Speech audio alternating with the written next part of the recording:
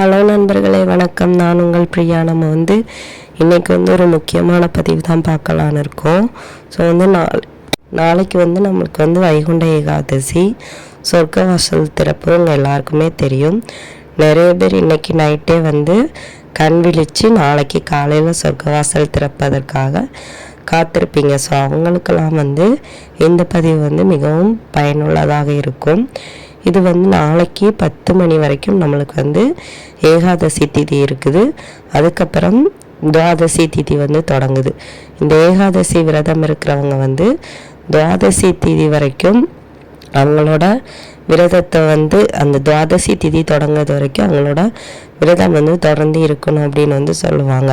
இந்த ஏகாதசி விரதம் நம்மளுக்கு சகல விதமான பாவங்களையும் போக்கி புண்ணியங்களை தருவதற்காக நம்ம இருக்கக்கூடிய ஒரு விரதமாக சொல்லப்படுது. ஸோ அந்த விரதத்தன்னைக்கு நம்ம இந்த ஒரு தீபத்தை ஏற்றி பெருமாளை வழிபட்டுட்டு வந்தோம் அப்படின்னா கண்டிப்பாக நம்மளுக்கு நம்மளோட பாவங்கள் நீங்கி புண்ணிய பலன்கள் கிடைக்கும். அதே மாதிரி செல்வம் சேரும், பண பிரச்சனை நீங்கும். அது என்ன தீபம்னு சொல்லிட்டு நம்ம இந்த பதிவில் பார்க்கலாம். அதுக்கு முன்னாடி உங்களுக்கு மகாலட்சுமி தாயாரையோ பெருமாளையோ பிடிக்கும் அப்படின்னா மகாலட்சுமி தேவியை போற்றிங்கிறத நம்மளோட கமெண்ட் பாக்ஸில் கமெண்ட் பண்ணுங்கள்.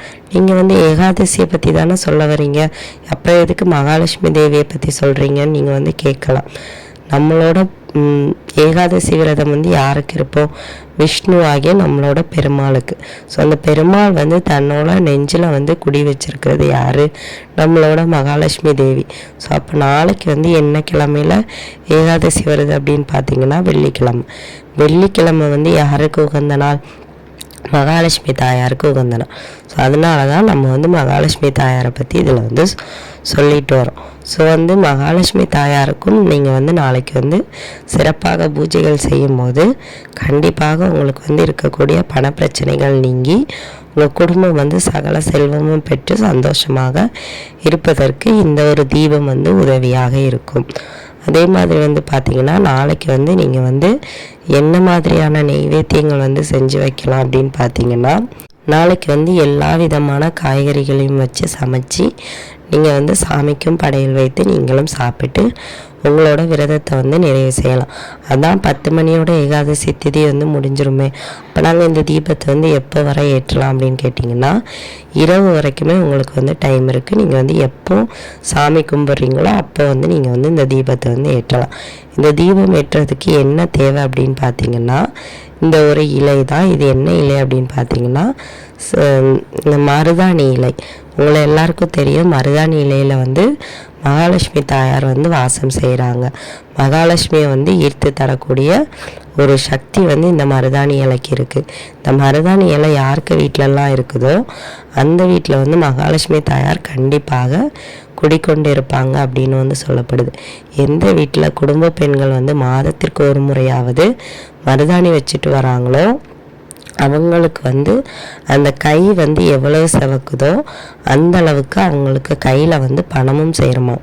அதே மாதிரி இந்த மருதாணி வச்சுட்டு வர பெண்கள் என்ன வேண்டுதல்களை கேட்டாலும் அது நிறைவேறணும்னு சொல்லிட்டு விஷ்ணு வரம் கொடுத்ததாகவும் சொல்லப்படுது. இந்த மாதிரி மருதாணிக்கு பார்த்திங்கன்னா எக்கச்சக்கமான ஒரு பலன் இருக்குது. அதே மாதிரி இது பணத்தை ஈர்த்து கொண்டு வரக்கூடிய ஒரு வசிய பொருள் அப்படின்னே சொல்லலாம். நாளைய தினத்தில் உங்கள் வீட்டிலையே மருதாணி செடி இருக்குது, இல்லை பக்கத்தில் எங்கேயாவது மருதாணி செடி இருக்குது அப்படின்னா அதில் கொஞ்சம் ஒரு கைப்பிடி அளவு இலை எடுத்துக்கோங்க. அப்படி இல்லை அப்படின்னா கடையில் கிடைக்கும் அப்படின்னாலும் காசு கொடுத்து வாங்கிக்கோங்க, ஒன்றும் பிரச்சனை கிடையாது. ஒரு கைப்பிடி அளவு கிடைச்சாலும் போதும். இந்த மருதாணி இலையை ஒரு தாம்பழத்தட்டில் மஞ்சள் குங்குமம் வைத்து இந்த மருதாணி இலையை கழுகி சுத்தம் பண்ணி எடுத்துக்கோங்க. அதை அந்த தட்டு நிறைய பரப்பி வச்சுட்டு அதுக்கு மேலே அகல் தீபம் ஏற்ற போகிறீங்க. அகல் விளக்கு ஏற்றணும், காமாட்சி விளக்கு கிடையாது. அகல் விளக்கு வைத்து அது நெய் தீபமாக இருக்கணும். இந்த மருதாணி இலைக்கு மேலே நீங்கள் ஏற்றக்கூடிய இந்த தீபம் அந்த தீபத்தில் வரக்கூடிய ஒளிச்சுடர் மாதிரி உங்களோட வாழ்க்கையிலையும் பண பிரச்சனைகள் இருளடைந்து இருந்தது அப்படின்னா இந்த ஒளிச்சுடர் எப்படி வெளிச்சத்தை தருதோ அதே மாதிரி உங்களோட கஷ்ட காலங்களும் நீங்கி உங்களுக்கு இந்த ஏகாதசி ஒரு வெளிச்சத்தை வந்து தரும். ஸோ அதனால தான் நாளைய தினத்தில் வந்து இந்த மருதாணி தீபத்தை வந்து உங்களை வந்து ஏற்ற சொல்கிறோம். இதை வந்து ஏற்றுறதுக்கு டைம் எப்போ வேணாலும் நீங்கள் வந்து ஏற்றிக்கலாம். ஆனால் வந்து கண்டிப்பாக நம்பிக்கையோடு நீங்கள் வந்து செஞ்சு பாருங்கள், கண்டிப்பாக நடக்கும். இந்த தீபத்தை ஏற்றிட்டு நீங்கள் வந்து சொல்ல வேண்டிய நாமம் என்ன அப்படின்னு பார்த்தீங்கன்னா, ஓம் மகாலட்சுமி தேவியை போற்றிங்கிறத வந்து உங்களுக்கு எத்தனை முறை சொல்லணும்னு தோணுதோ அத்தனை முறை சொல்லிவிட்டு உங்களோட வேண்டுதல்களை வைத்து இந்த தீபத்தை வந்து ஏற்றுங்க. மறுநாள் காலையில் வந்து நம்ம வந்து சனிக்கிழமை, ஸோ இன்னைக்கு நைட்டு நீங்கள் வந்து முழிச்சிருக்கிறீங்க அப்படின்னா, வியாழக்கிழமை நைட்டு முழிச்சிருக்கிறீங்க, வெள்ளிக்கிழமை சொர்க்கவாசல் திறப்பு பார்த்துட்டு வெள்ளிக்கிழமையும் நீங்கள் வந்து முழிச்சு தான் இருக்கணும். பகலை ஃபுல்லாக நைட்டு நீங்கள் வந்து தூங்கலாம். இல்லை சனிக்கிழமை நான் வந்து துவாதசிலையும் வந்து விரதம் இருக்க போகிறேன் அப்படின்னா அந்த வெள்ளிக்கிழமையிலையும் நீங்கள் வந்து கண் விழிக்க வேண்டியதாக இருக்கும். இப்படி 3 நாட்கள் வந்து கடைபிடிக்கணும் இந்த விரதம், ஏகாதசி விரதம். நம்மளோட சகல பாவங்களையும் போக்கக்கூடிய இந்த ஏகாதசி விரதம். இதில் வந்து நீங்கள் வந்து என்ன வேண்டுதல்கள் கேட்டாலும் கண்டிப்பாக நிறைவேறும்.